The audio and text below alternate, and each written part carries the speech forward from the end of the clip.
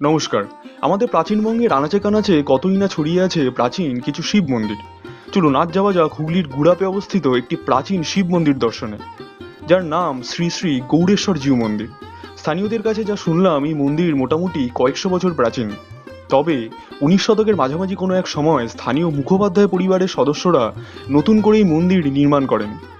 বাংলার বাকি প্রাচীন কিছু শিব মন্দিরগুলির ন্যায় এই মন্দিরেও আটচালা শিল্পের ভাবনা লক্ষণীয়। একটি উঁচু বেদির ওপর নির্মিত মূল গর্ভগৃহ, আর এই গর্ভগৃহে অবস্থান করছেন স্বয়ং শ্রী শ্রী গৌড়েশ্বর শিবলিঙ্গ।